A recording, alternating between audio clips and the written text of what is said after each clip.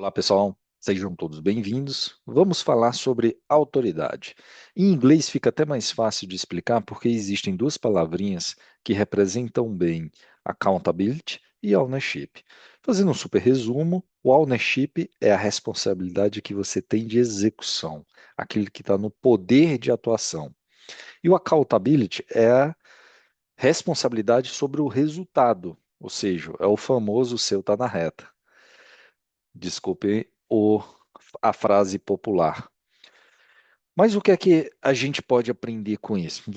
Eu já passei por isso, vocês já devem ter também pensado, principalmente quem trabalha sobre em produto digital, mas todo mundo aqui é cliente de algum serviço digital e você deve ter pensado, por que essa funcionalidade? Por que inventaram de fazer uma funcionalidade X? E principalmente vem seguido de uma frase clássica que é, ela não faz o menor sentido. Para quem está trabalhando diretamente, e isso é bastante comum no dia a dia, se você pensou e falou sobre isso e não sabe explicar a história, você não tem autoridade para sequer questionar o porquê dela. Ou seja, você não participa das discussões. Só em tentar descobrir o porquê se pensou e chegaram naquela conclusão de implementar uma determinada funcionalidade, você vai perceber que você não participa das discussões e você nem sabe contar a história. E o accountability e o ownership, no seu ambiente de trabalho, tem alguns problemas clássicos. Vamos começar pelo aquele mais comum já histórico. Muitas vezes você tem um accountability sobre um determinado assunto, isso sempre aconteceu muito comigo, só que você não tem um ownership. Então, quem trabalha com desenvolvimento, por exemplo, ficou uma estrutura clássica ao longo do tempo de você ter um responsável por arquitetura, um responsável por operação, um responsável por desenvolvimento e assim vai. Cada vertical dessa tem uma certa autoridade sobre o ciclo de vida de uma aplicação, de um serviço digital como você consome. Antigamente, quando se fazia projetos de software apenas, fazia sentido essa divisão. Então, era algo lógico, porque existiam fases. Eu sou do desenvolvimento, enquanto eu estou construindo o projeto, eu não me preocupo com situações de produção, etc. O desenho de arquitetura, um outro time pode me auxiliar, então existia um determinado porquê daquela divisão. A coisa foi avançando, então, o digital cresceu bastante. E o que acontece? Surgiu o conceito de time que opera, o time que constrói, é o time que opera, equipes que trabalham continuamente, não apenas no formato de produtos digitais. E existem diversos formatos e combinações entre eles, com várias metodologias e métodos de como entregar cada formato. Então, temos uma literatura bastante avançada ao longo do tempo. Só que o que acontece? Esse formato antigo, ele vem prevalecendo ao longo do tempo. E a empresa ela vai se configurando com um híbrido e e um conjunto dessas versões aonde se trabalhar no seu silo, na sua vertical, você tem um pedaço do ownership, mas você não tem o ownership completo. E o que é que acontece? Vamos pegar um time de desenvolvimento, por exemplo. Agora o time, antigamente você tinha um time que constrói o projeto e um time que sustenta depois que vai para a produção. Isso a maior parte das empresas já aboliu esse formato, ou está abolindo, ou planejando abolir no futuro, e vai ter alguns formatos híbridos. Mas aquele time que construiu é o time também que opera. Então ele constrói e sustenta. Isso é um formato moderno de times que trabalham com produtos digitais.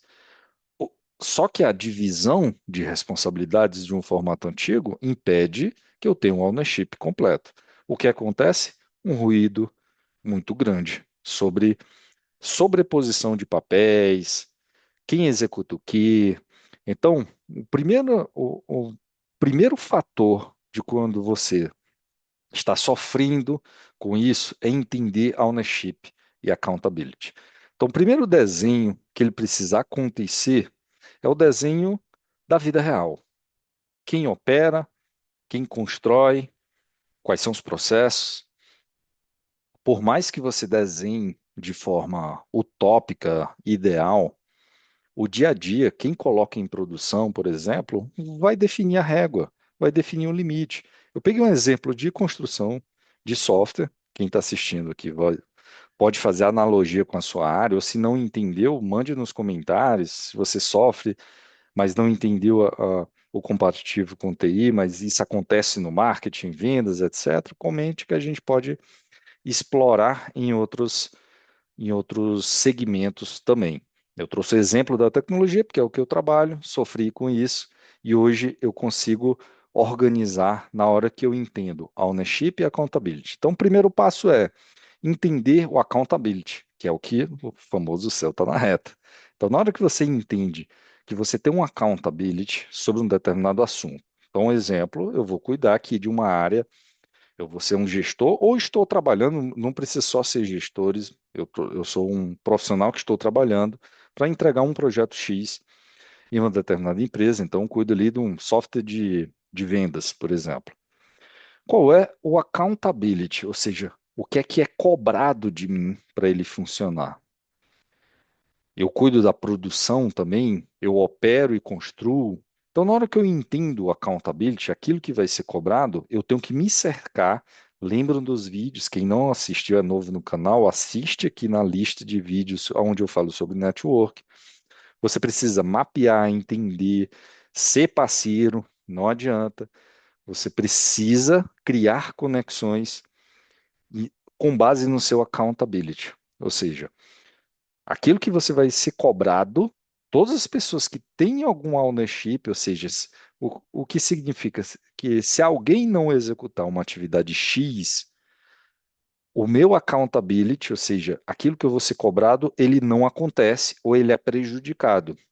Então, na hora que você tem esse mapa muito claro, você consegue mapear os riscos dessas pessoas não executarem seu trabalho. Isso é o primeiro passo. Mapeei meu accountability, eu vou agora mapear o meu ownership. O quanto eu posso ter sobreposição, o quanto aquilo eu posso pegar de escopo para executar, porque muitas vezes, vamos pegar o exemplo de novo na tecnologia. A arquitetura tem uma área específica que faz os desenhos, as soluções, as comunicações, os contratos, etc. Eu não preciso brigar para tomar o escopo dessa área, mas eu posso executar ações com base no meu accountability, em combinado, em conjunto e com os pedidos necessários para aquela área, para eu não ficar na mão, ou seja, mapeei o risco que o time de arquitetura não tem um profissional de cloud e eu estou movendo para a cloud. O que é que eu vou fazer?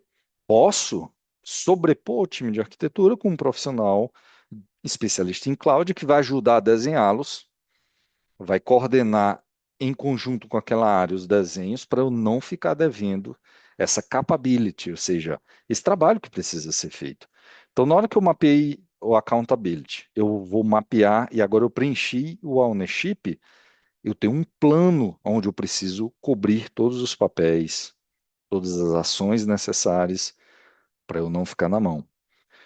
Então, quando você leva esse trabalho de mapear o accountability, mapear o ownership, ter um mapa completo, você é o centro do mundo aqui. A partir da sua visão, você consegue enxergar, e eu uso mind maps, eu uso várias ferramentas para fazer esse mapeamento. Na hora que eu enxergo, eu sei pelo menos aonde estão os riscos e aonde eu posso ficar devendo. Não terei mais a desculpa de, de comentar ou questionar determinada decisão, porque eu tenho uma visão completa agora. Então, esse vídeo foi muito para trazer essa técnica que eu faço há bastante tempo, de entender sobre qual é a minha autoridade. Na hora que eu entendo sobre a minha autoridade, eu consigo me frustrar menos e eu consigo fazer um trabalho de maior autoridade. Então, até o próximo vídeo.